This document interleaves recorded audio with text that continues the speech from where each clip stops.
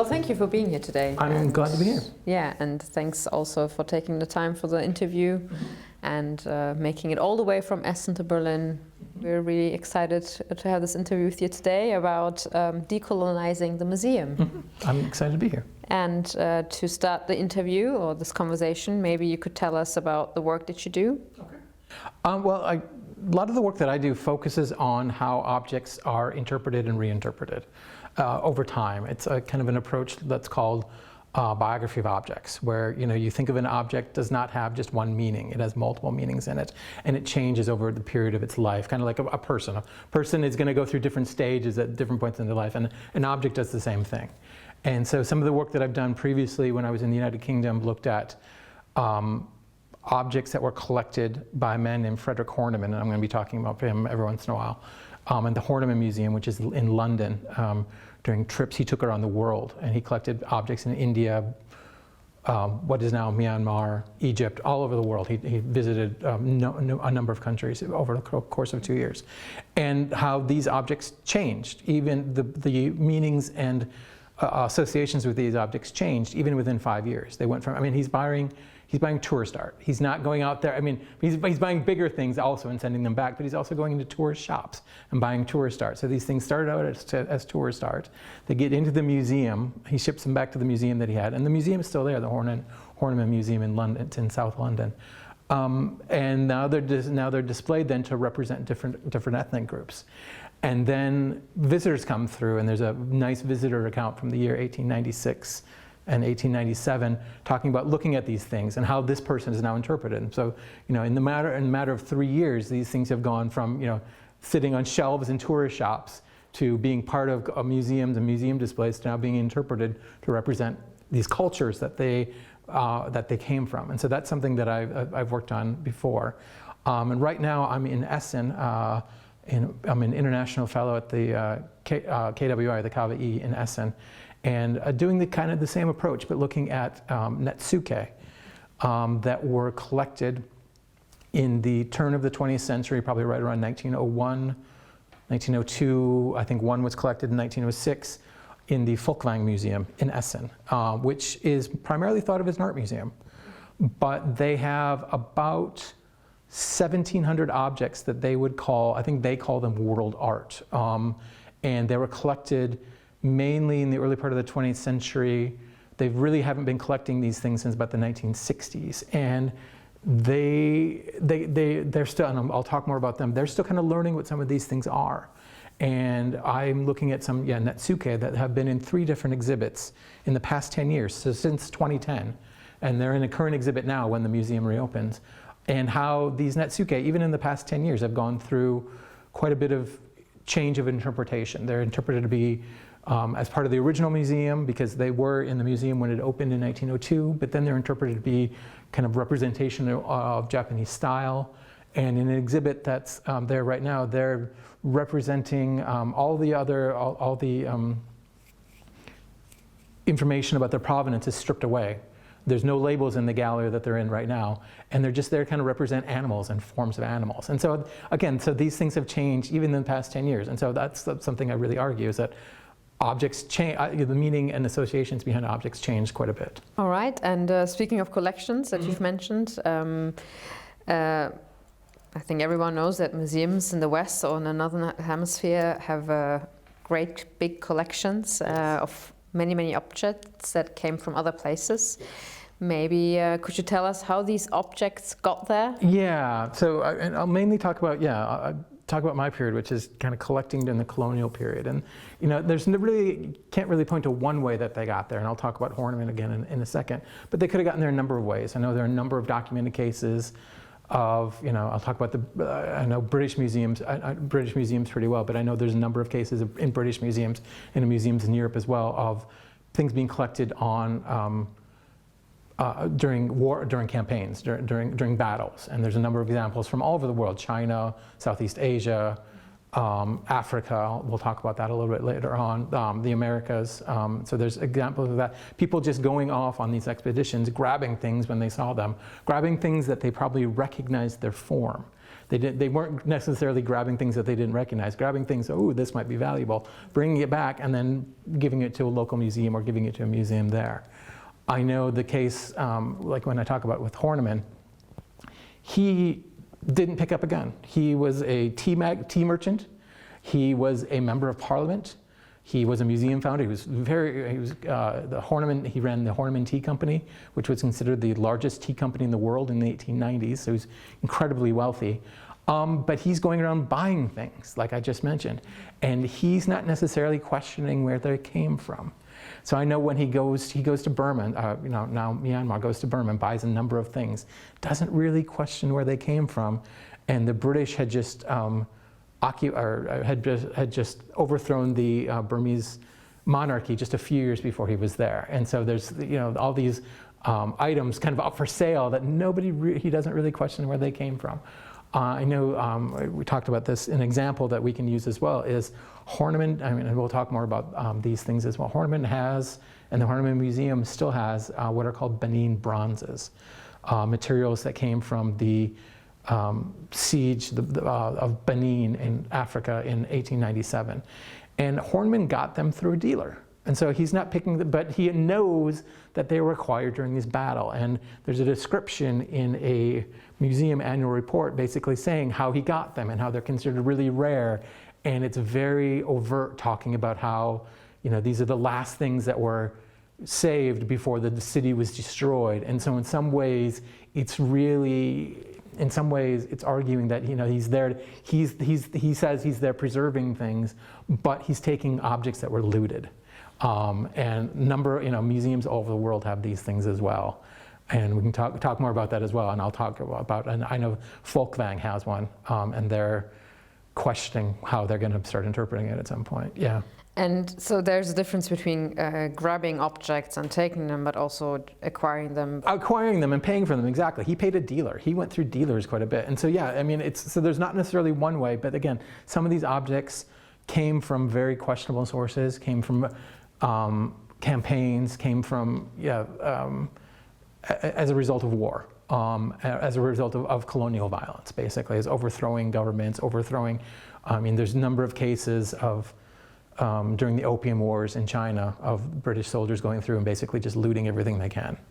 And those are pretty well documented. And that happens, across, that's just one example, but that happens across history and across continents as well. So, yeah.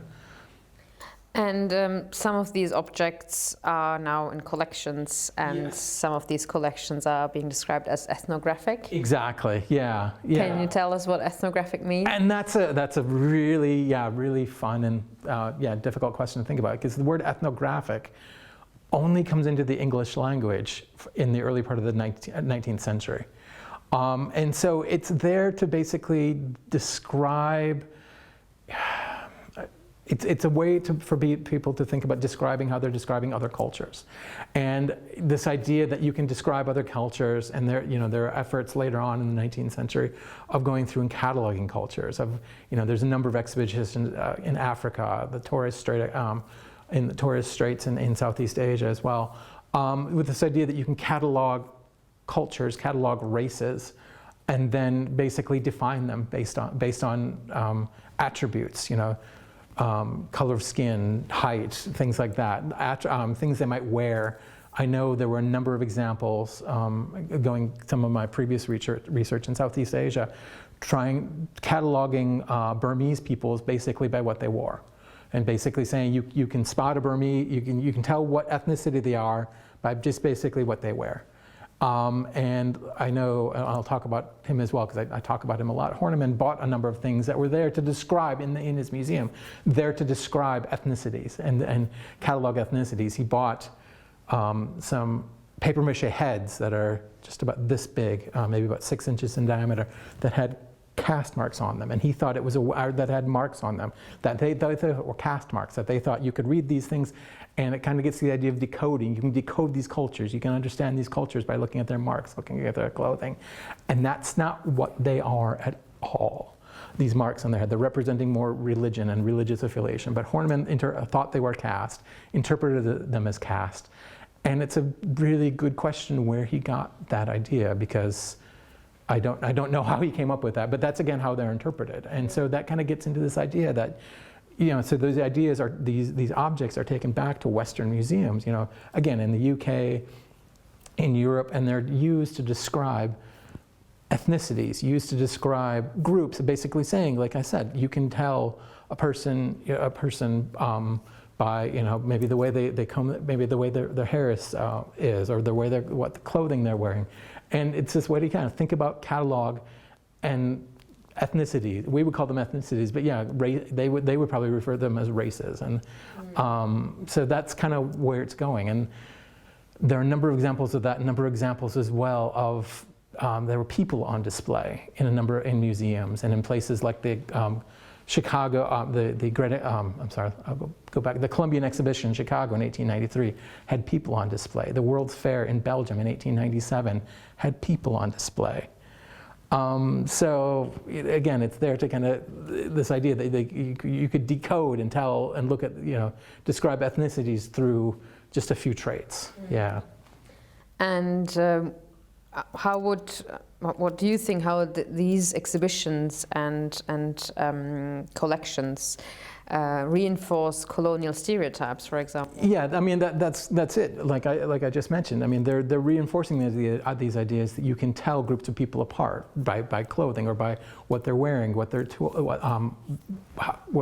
object they may use as part of a religion or in their everyday life. Also, and this is still true today in a place like the British Museum, oftentimes peoples are displayed right next to each other. And so and I know Horniman did this as well. So you go from one room and say it's Japan, you go to the next room and say it's China, you go to another room and it's, I don't know, let's pick India. So you have these rooms right next to each other, so people go from room to room to room. And it's invariable that when you start setting up displays like this, Chinese room, Indian room, Japanese room, that the visitor is going to start comparing things. Oh, I saw that there, but now I can compare it to this. And and it's this idea that maybe you can rank or compare cultures based on things like that. And like I said, some of the World's Fairs did that in the 19th century. British Museum still does it today.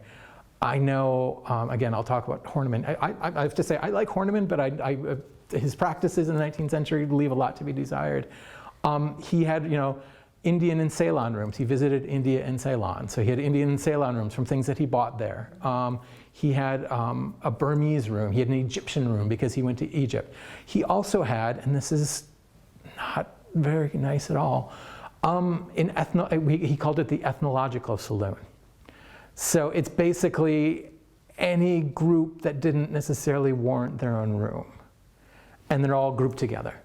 So Native American things with Eskimo things, with African things, and they're all there together. And it's just, oh yeah, we can look at these things. And sometimes they're interpreted as being from those cultures, and sometimes they're not. So it's this idea that these things are just kind of combined, and I'm sure I'll use this word oftentimes, people are being othered.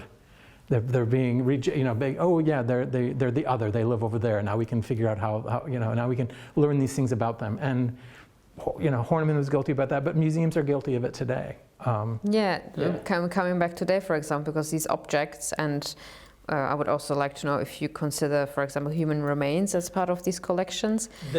How have they changed their meaning now over the time, thinking of today? I know there are a number of museums that still have human remains. I don't necessarily look at that, but I know other people who study that. And I think museums today are really trying to grapple with what they're doing in the collections. And if they were collected, again, with this idea of ethnography and ethnographic studies in the 19th century, or even the beginning of the 20th century, this didn't just disappear in the 19th century.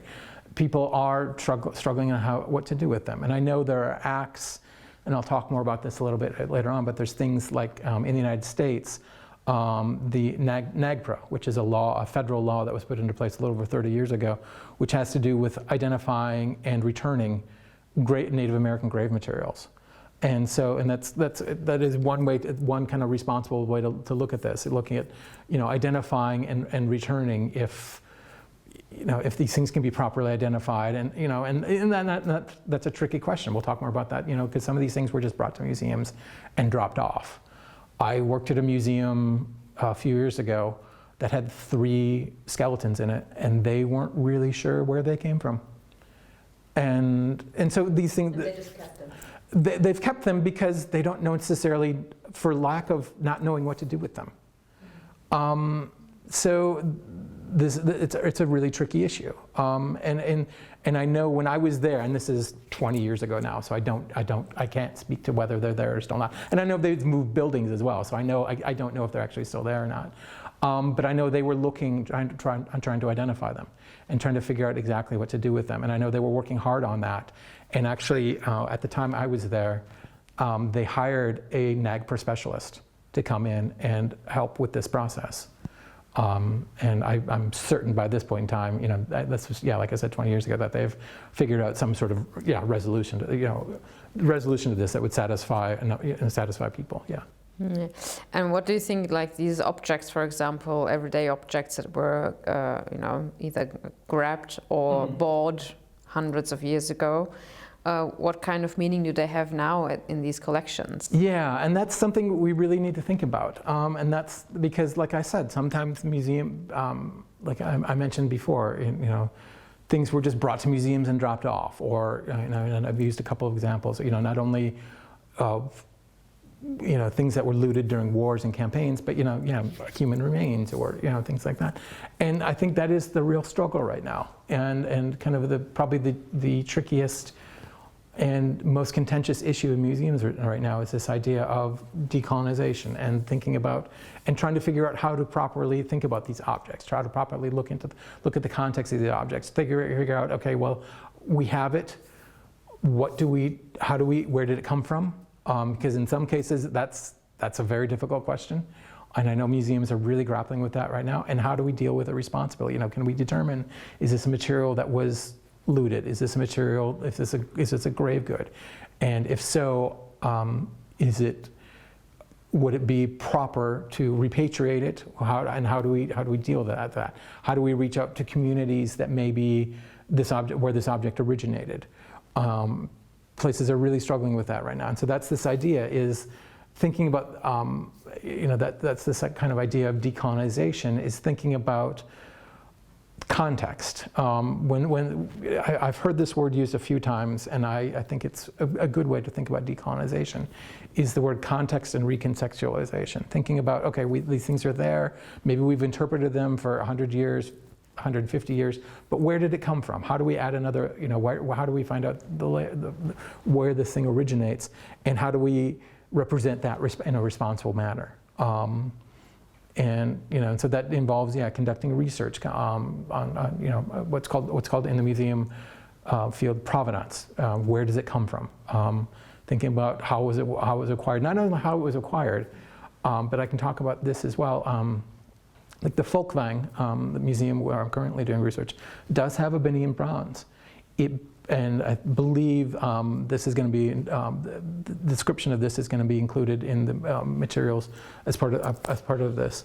They have a webpage right now that just talks about this Benin bronze that they have. It's been interpreted in the past at the museum, maybe not in the nicest ways. It's been kind of juxtaposed against paintings of Western art, and so that wasn't the best way to interpret it, this weird juxtaposition showing one form of art against another, and again, really encouraging comparisons across cultures. But now, just in January, they put up this webpage basically saying, yes, we have this thing, this Benin bronze head. We know that it shows up in the museum, they think around 1932. They're not 100% sure how the museum got it. And so that's something they're looking into right now, is how do we figure out how the museum got this thing? Is it part of war looting? Possibly. That may be where it originated, but how did it get to Essen, Germany? And so that's something, is really looking at the path of these things and trying to determine where they came from and what the responsible thing to do is at that point in time. Is it to, are there cultures that are represented, cultures that object represents, or cultures where that object come from, that maybe the object can be returned to, what's called repatriation. Okay, so is that what you would describe as a decolonization of a museum? I think it's a part of it. I think, to me, decolonization is really 3 steps. The first step is this idea is provenance research, is figuring out, what do you have? Where did it come from? The second step then, I think, is engagement. Trying to figure out, again, like I said, is it come from a specific ethnic group? Does it come from, how was it acquired? And can we engage with that group in some way? And it's not just saying, hey, I heard something funny the other day. You can't just grab somebody and say, hey, that represents maybe that ethnic group, and say, hey, you and I, we're going to be in dialogue now about this object. That's not really, no, it is about creating a dialogue, not necessarily forcing a dialogue, and saying, we want to engage with this and figure out a responsible way to interpret it, to handle it, and then possibly a third step, return it. This thing called repatriation to the culture where it came from. And so I think this is a process, and I think museums are really struggling with this process. And there are museums that are at different stages of this process. Where I know there's museums in the Netherlands that have returned a number of materials. Talk about the Folkwang again. They're now kind of in that first stage. They're trying to figure out exactly what they have, and they're trying to do it in a very responsible way. They're not moving very fast. And I know that frustrates. That is frustrating. But this sort of research can take a lot of time to figure out what exactly, what is this thing, and where does it come from? It was described. It's in a catalog 100 years ago as being, say, Native American. Well, is it? Does it, is it actually Native American? Maybe it's South American. Maybe it's Latin American. Maybe it comes from somewhere else. So this idea of, really putting the research in and really looking at and trying to determine, where these things come from and what they are. But also starting from real zero. Exactly. Starting in some cases, starting exactly from zero and moving forward. And in some cases, they know. Museums may know what certain things are. In other cases, they could be things that are in the collection for 100 years and it's just been sitting on a shelf, and whoever donated it or whoever brought it into the museum is long since gone, and it's tough to get that knowledge back. So it's a lot of work. It's a lot of research figuring out what's there, and how to deal with it, represent it, or interpret it in a responsible manner.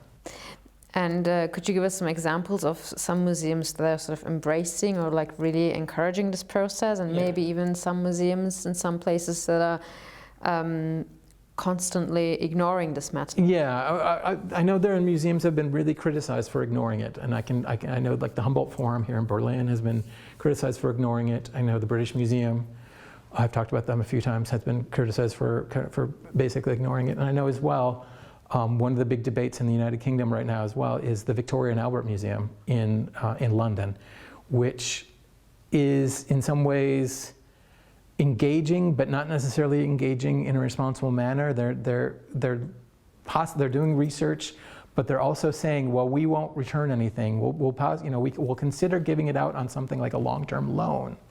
But we don't really, but it's part of our collection, and they're not really interested in returning things if that's what they want. There are other museums as well, though, that are doing better jobs. I know, I'll use a couple examples from the States as well now to kind of mix things up. I know the Field Museum, I'll talk about them in a little bit, has done engagement with Native American communities. The Abbey Museum in Bar Harbor, Maine, has actually written decolonization into their strategic plan. And so they're really trying to engage with it and really think about how do we go about this process and how do we go about it in a responsible manner. So they're really looking at it this idea, and there are other examples as well of museums engaging with communities with that maybe they hold objects representing those communities, and trying to figure out ways to engage with the community, interpret the object, or in some cases, repatriate and return the object.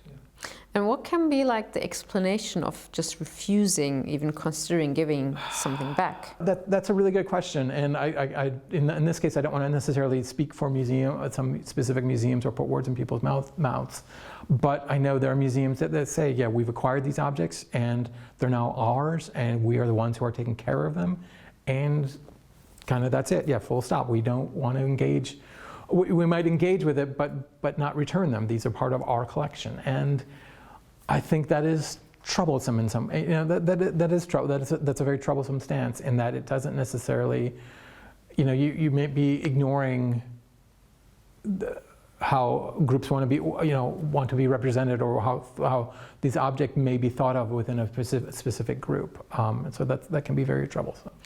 And what also happens is that, for example, some institutions say that that they're ready to give it back, but then they have some certain conditions of how they will be returned. Exactly, and that again, it's they might say, well, and this is kind of it's kind of a false argument. It's kind of a false choice. They'll say, well, we would give it back, but we don't think you can take care of it properly. Yeah. And that's really insulting and really, it's... And colonial. Yeah, it's a very colonial attitude, saying, yeah, we are not taking care of this object, and you don't know how to take care of it. And so, yeah, it's basically putting themselves above these groups and above these people, and saying, yeah, we'll hold on to these things for a while. And there are a number of examples of things like this. I mean, debate's been raging about objects for decades. Things like, we can talk about what were known and are known as the Elgin Marbles or the Parthenon Marbles in the British Museum. I mean, people have been talking about returning these objects for decades, and the British Museum is just not really interested in even thinking about it. And that's got to do with, politics in the UK as right now. There's a moment right now with politics in the UK right now which would really discourage that sort of thinking as well, where the culture secretary has sort of come out against this idea. It's not necessarily come out against decolonization, although but it's come out against this, kind of reinterpreting objects and thinking about, reinterpreting colonial past, saying, we can't reinterpret things, and that's utterly ridiculous. Yeah, and also, I guess it's also part of this whole moment where there's this desperate trying of constructing a national identity and borders. Exactly. Because we can talk about kind of where these things, talk about exactly this idea of national identity and how these things may disrupt this idea of creating national identity. Yeah. Things like Rhodes Must Fall would disrupt that sort of national identity, and thinking about how to interpret colonialism in the past, that really disrupts that idea. Yeah. And do you think it's possible for museums to contextualize the colonial history without erasing the past? Optimistically, I think so. I mean, I know there are museums that are doing it. I know there's like I said, the Abbey Museum has really written the idea of decolonization into their strategic mission. I mentioned the Field Museum. They've been bringing in Native American groups to help reinterpret. I mean, they've had galleries that interpreted Native American objects that haven't changed since the 1950s. So they've been bringing in Native American groups to consult and really think about this, and think about, how do we recontextualize going forward. And so I want to say, that a lot of these things are very in process. Like I said, this is a process, and a number of museums are really struggling with how to move forward, but a number of museums all over the world are really going in different directions, and so there's a number of different attempts and a number of different ideas about how to move forward. And I'm optimistic that there are ways that people can be engaged with this idea of recontextualization and thinking about how to think about these things moving forward. I mentioned as well this idea of Rhodes Must Fall. I know the Pitt Rivers Museum, which is another example in Oxford, has held, they've returned some objects. They've been looking at their objects. They've also removed objects from from display, and they've just they put them back in storage with the idea that maybe people won't think about them if they're not on display. But I know they've also had conferences there thinking about, how do we move forward? How do we engage with groups going forward? So I mean, it's like I said, it's a process. It's not, there's no kind of one size fits all, one prescription will cure all kind of thing. Every museum has to kind of come to, I think every museum, I mean, whether they even think they have, contentious objects or not, has to come to grips with this. I know I've worked at museums that said, no, we don't have any contentious objects. We don't have any objects like this. And you look through the collections database, or you go through the storage, and it doesn't take you that long to find things. But they don't want to think about it. So, I think it's a struggle for every museum to really come up with what is the best way for them to move forward and really think about these things in a responsible way. Do you think we need to also have changes within politics for museums to react seriously? I think there are, I know there are different examples, in different countries of thinking about how museums can move forward. I know, like I said, in the UK, there's a really kind of strident idea against moving forward with this. And although some museums, I believe it was Manchester, University of Manchester Museum or Manchester Museum, has looked at and has done repatriation of some objects. But I know in France, Macron came out and said they should really look at restitution, and then there was actually a report done thinking about how to move forward with the report, and some museums kind of push back against that. And I know in Germany as well, there's actually, there's been some government level reports, not only from the German government, but from the 16 states in Germany, thinking about how to move forward. And there's been money set aside by the federal government as well, by the German government, to look into kind of the first step that I mentioned, this idea of provenance research, and thinking about for museums to be able to research their collections and think about how to move forward. And so I think governments can help this move along and can be encouraging in the process, or like in the UK, possibly be a hindrance. I know there's been a lot of thinking in the UK about what the Culture Secretary has said recently about how, and about how museums can move forward kind of in the face of that. So.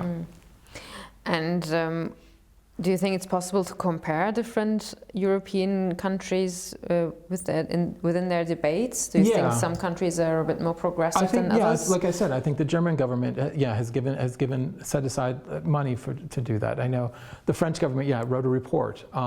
The Netherlands is actually seen to returning, I believe it was around, I might get this number wrong, around 1,500 objects back to its colonies in Indonesia.